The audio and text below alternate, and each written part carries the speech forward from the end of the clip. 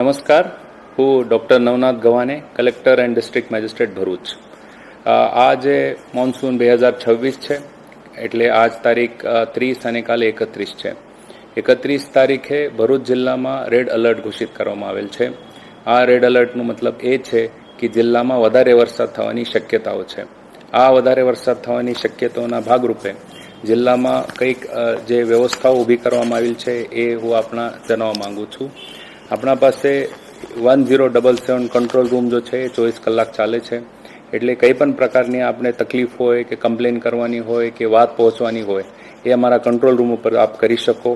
એના સાથે જિલ્લાના સમગ્ર તંત્ર, police, panchayat, RNB, electricity, fisheries, GIDC, આ બધાની તૈયારીઓ જે સતત ચાલતી હોઈએ છે. અને એ તૈયારીના ભાગરૂપે આપણે બધા તાલુકાઓમાં અલગ અલગ ટીમોની રચના કરવામાં આવેલ છે.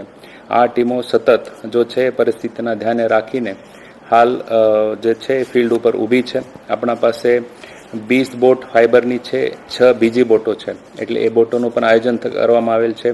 એનડીઆરએફની ટીમ આપણા અહીંયા ડેપ્યુટ કરવામાં આવેલ છે. એના સાથે એસડીઆરએફની ટીમ પણ આપણા પાસે ઉપલબ્ધ છે. એની જે વહેંચણી છે ડિસેન્ટ્રલાઇઝ એ પણ આપણે નર્મદાની ઉત્તર દિશાના અને નર્મદાની દક્ષિણ દિશામાં આપણે કરવામાં આવેલ છે. જ્યારે 2023માં ભરૂચમાં જે વધારે પૂરની પરિસ્થિતિ નિર્માણ થઈ હતી એનો અમે સમગ્ર અભ્યાસ કરીને 81 જેવા ગામો અમે મેપ કર્યા છે. એમાં 6 થી 7 હજારની વસ્તી અફેક્ટ થઈ હતી 2023માં. એ અનુભવ ધ્યાને રાખીને અમે આ વર્ષમાં પણ અલગ અલગ ગામોમાં જે છે કઈ વ્યક્તિ કઈ માણસને ઇવેક્યુએટ કરી શકે એડવાન્સમાં એની આપણે પૂર્વ તૈયારી કરવામાં આવેલ છે. આ પ્રકારની ટીમ બિલ્ડિંગ પ્રાંત કક્ષાથી અને પોલીસ સાથે પંચાયત સાથે કરવામાં આવેલી છે.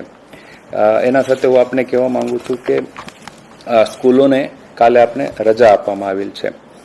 આપણા માટે એક મહત્વનું એક વિષય હોય છે કે સરદાર સરોવર ડેમની સપાટી એ અત્યારે 128 મીટર જેવી છે. જ્યારે સરદાર સરોવર 132 મીટરને ક્રોસ કરશે એટલે 132.65 મીટર ત્યારે અલર્ટ લેવલે આવી જશે. એટલે 70 થી 80% ડેમ જો છે અલર્ટ લેવલે છે. ઉપરવાસના જે વરસાદ છે સરદાર સરોવર ડેમમાં એ અત્યારે પણ -10 થી -50% છે. એટલે એનું ડિસ્ચાર્જ થવાની શક્યતાઓ જે છે એ આ 2-4 દિવસમાં ઓછી છે. ત્યારે પણ આપણે છે એ બધી તૈયારી કરવામાં આવેલ છે.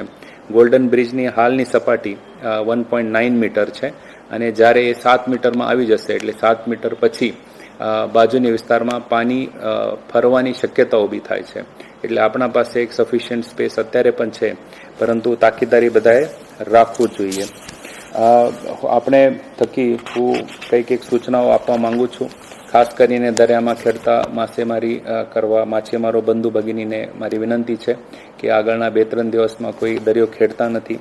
આપણે તાકેદારી રાખીને પોતાને સુરક્ષિત રાખવાની જરૂરિયાત છે. બિનજરૂરિયાત ઘરની બહાર જવાનું નહીં. નદી પાસ હોય કે ખાડીનો નજીકનો એરિયા હોય કે કોઈ પાણીની જગ્યા હોય ત્યાં ખાસ કરીને નાના બાળકો હોય એને ધ્યાન રાખવું જરૂરી છે. લાઉડસ્પીકરથી અત્યારે અમે ભરૂચ અને અંકલેશ્વર વિસ્તારોમાં બધાને જાગૃત કરવાનો અત્યારે પ્રયત્ન કરી રહ્યા છે. જેટલા પણ પ્રાઇવેટ અસેટ્સ છે કે જેમાં આપણે ફ્લડમાં ઉપયોગી કરતા હોઈ શકે એ બધાનું મેપિંગ પણ અમને કરી દીધો છે. આ જે તૈયારીઓ છે એ સતત ચાલતી હોઈએ છે, પરંતુ તંત્રને આપણે બધાની સહકાર્યની જરૂરિયાત છે. આપણે બધાને એ કહેવા ઉપર બહુ આનંદ થાય છે કે 400થી વધારે વોલેન્ટિયર્સ પોતે સામે આવીને તંત્ર સાથે કામ કરવાની ઈચ્છા દર્શાવી છે. ઘણા બધા એનજીઓ સામે આવ્યા છે, ધાર્મિક સંસ્થાઓ સામે આવ્યા છે, જનપ્રતિનિધિઓ તો અમારા સાથે સતત હોય જ છે.